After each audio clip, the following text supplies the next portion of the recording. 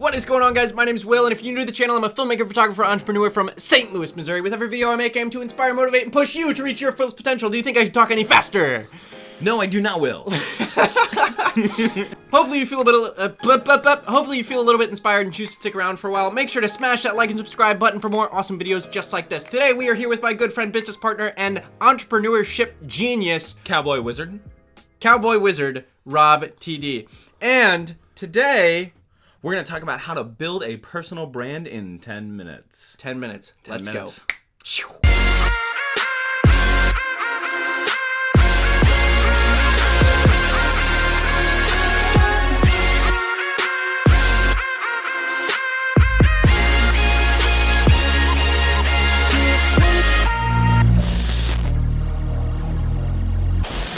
Awesome. So the first thing we're going to talk about is first things first.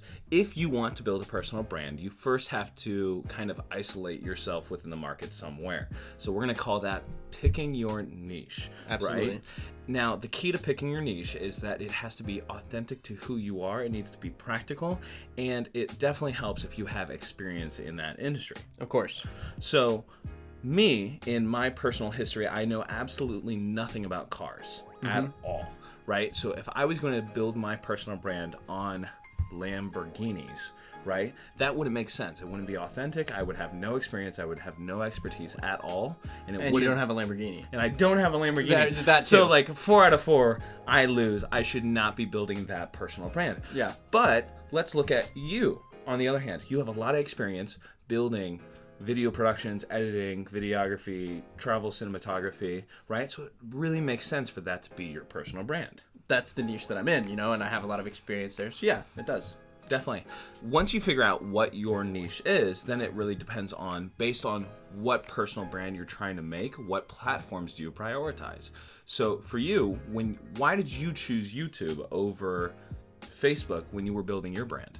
So the reason that I chose YouTube is because I saw a lot of the examples of the work that I wanted to do on YouTube already, getting great traction, which means kind of in that little bit of market research, I found that YouTube would be the place for me because that's where other people doing the same thing are.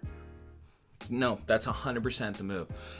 Before you pick where you want to be, it really makes sense to kind of know where your ecosystem exists, right? So let's talk about which platform and why. So I kind of think that a lot of people who leverage their personality in text format really belong on Twitter, whereas people who really use the aesthetic kind of quality of images to leverage their brand, that really makes sense for Instagram. Absolutely.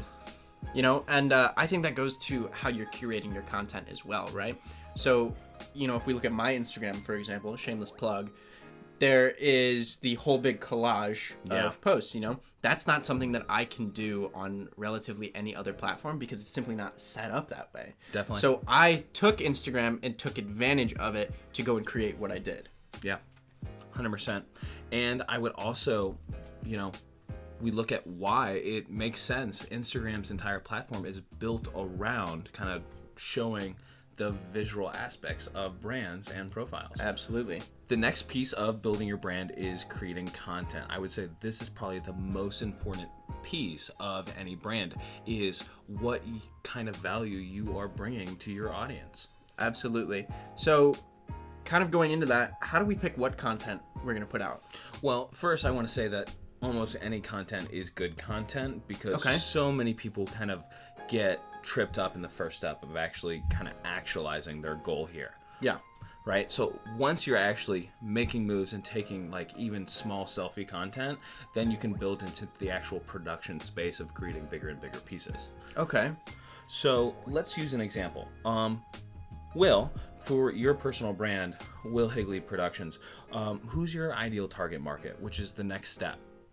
So my ideal target market is kind of people and, mainly the younger generation that's inspired by travel and entrepreneurship and cool things, whether that be, people that are inspired by cool stuff, but is also like down to earth, So in a way of like, I'm not going and driving around in Lamborghinis and stuff like that, and everybody wants to go and see that, but rather I'm traveling for cheap in Europe, or stuff that's a little bit more graspable for people to latch on to. As well as I think that creates a really awesome avenue to the next kind of third piece within creating content, is that it needs to be engaging. Absolutely. Right? If you make things that are just so kind of blatant and monotone, no one's going to want to actually engage. And there you have no discovery metrics that kind of come into play because no one's wanting to share, right? And then your audience doesn't grow. Absolutely. So let's talk a little bit of content strategy here, right? So there's the argument that if you're on, let's say, Instagram, and all of my examples and arguments come from Instagram because that's where I am. But there's the argument that you should be posting 6 times a day. Yeah. There's the argument that you should be posting on every platform once a week. There's the argument that you should be, what are your views on that? So my big goal is omni strategy, right? So I'm a big believer in doing everything you possibly can to grow your brand, but to scale down both for authenticity and practicality. But the biggest thing that I want to emphasize is whenever you are creating content, the goal should be to create value for your audience. Okay. So there's a lot of regular practices within the community today where people actually pull back and hide a lot of their best content behind conversion gateways. And this severely limits how much that your audience will be able to grow, because no one really wants to share the vanilla content, right, that you're giving away for free. When you're actually giving away your best stuff for free, as much as you can, then you actually build the trust of your audience. Yeah. That's really interesting. I like how you said that. So moving on, our last thing is to monetize, right? So once you've built your personal brand, it's now kind of the goal to what do you want to do with that, right? And too quickly do people build their brands just to monetize, and that can't be the game because that's going to trip you up in the beginning. Yeah.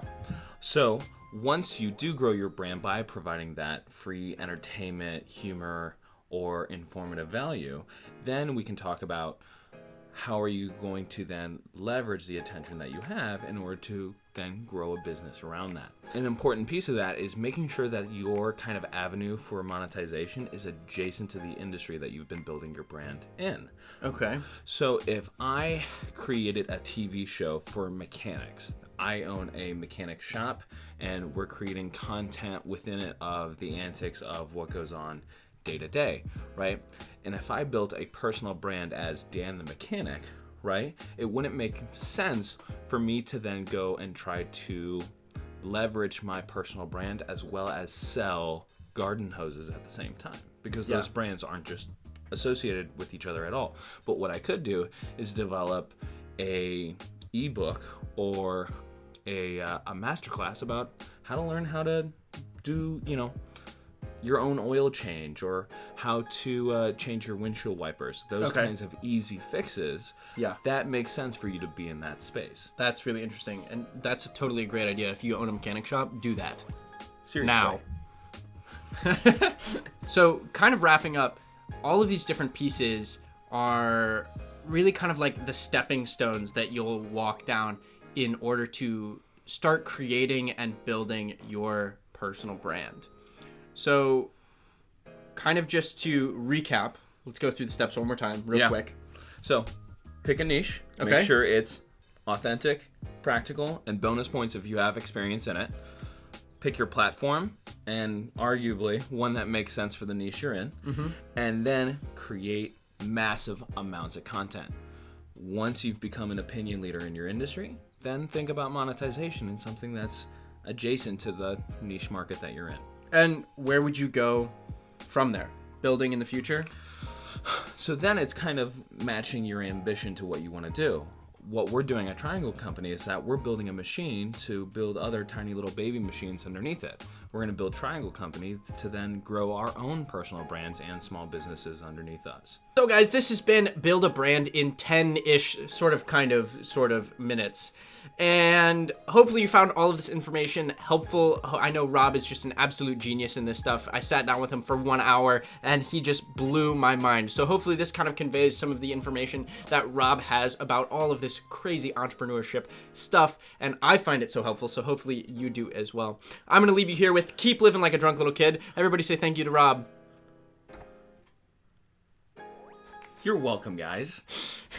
That was awesome. I'm going to leave you here with that. Keep living like a drunk little kid, and I will see you guys tomorrow. See ya.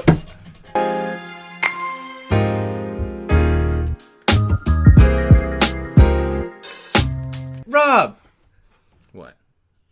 Your Red Bull had a baby.